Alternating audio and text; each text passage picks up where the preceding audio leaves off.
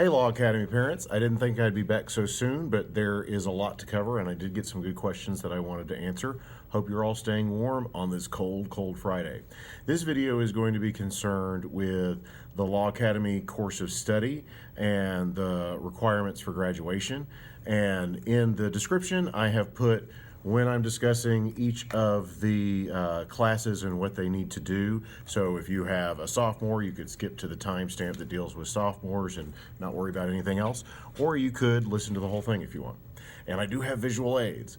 All right, so here's what the four-year plan for the Law Academy looks like.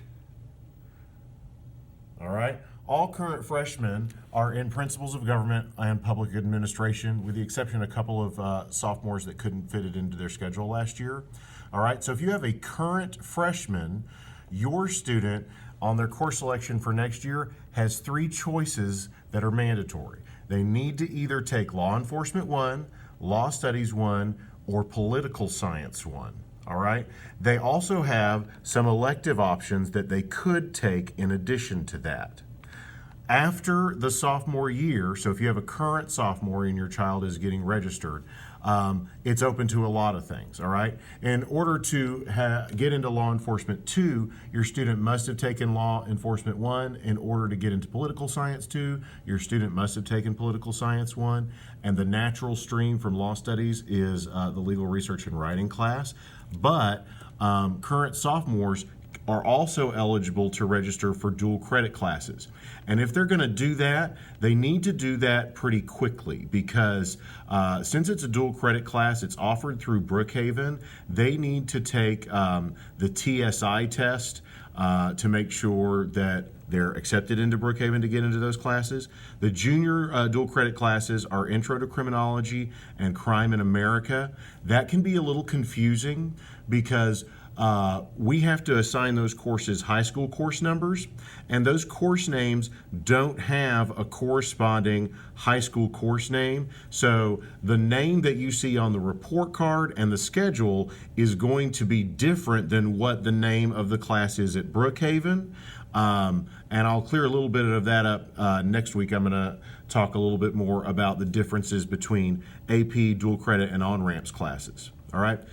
Seniors have to either have the internship or have the internship requirement waived. I'll talk a little bit more about that. They need to take dual credit or AP government. Now, I have a lot of current seniors that because the program was changed, took regular government their 10th grade year. They just need to come talk to me. I'll waive that AP or dual credit requirement. And if your current senior has already taken regular government, just have them come see me. All right. So now I want to talk a little bit, and I'm going to move this to this. What for current seniors, what the graduation requirements are to graduate with that Law Academy seal and get the medal at graduation.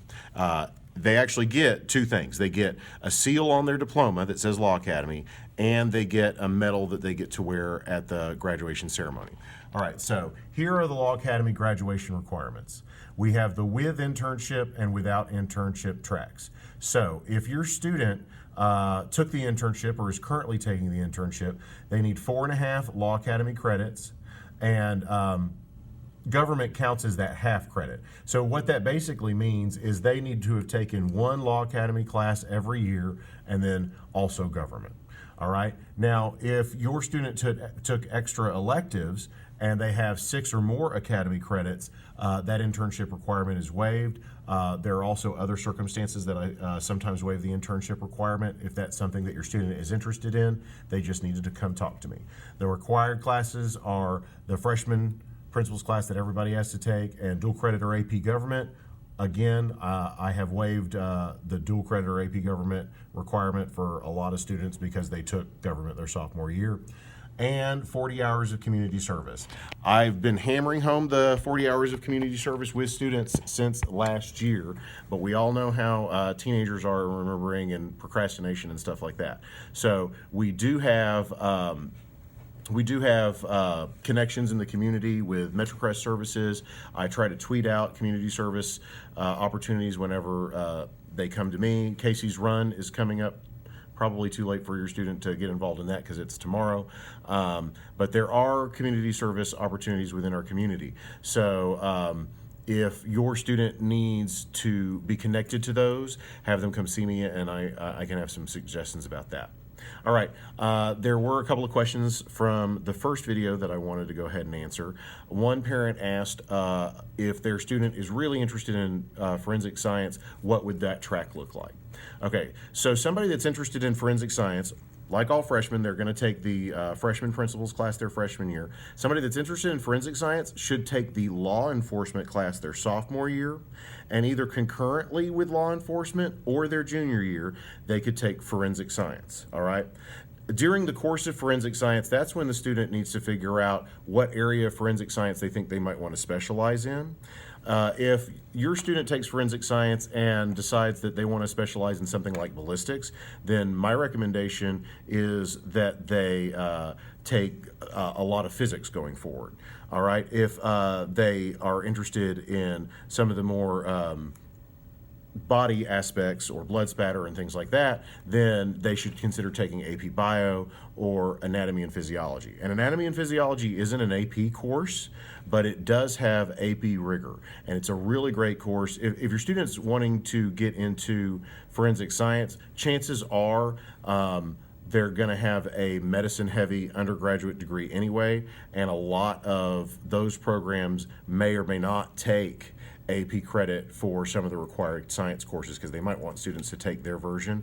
So Anatomy and Physiology would be a great choice for a student like that. And if your student has particular questions like, this is what I want to do, what should my course selection look like? They can always come see me in E301. I'm really happy to troubleshoot things, and I also will admit when I'm not sure and need to do more research, and I'm happy to do that research for that student. The other question was about summer opportunities for community service. Most of the time when I have a student that's looking for community service, I reach out to our student council sponsor or our National Honor Society sponsor. One of the great things about the Law Academy student service community service requirement is that we allow students to double dip. So if a student already has community service hours with an organization, they can use those for Law Academy as well. We also have partnerships with MetroCrest Services, which is a great place to do community service, and with Coppell YMCA. And the woman that's our contact over there doesn't like me giving out her number, but if your student needs summer community service hours or wants to have summer community service opportunities, I can put them in contact with Tori over at Coppell YMCA.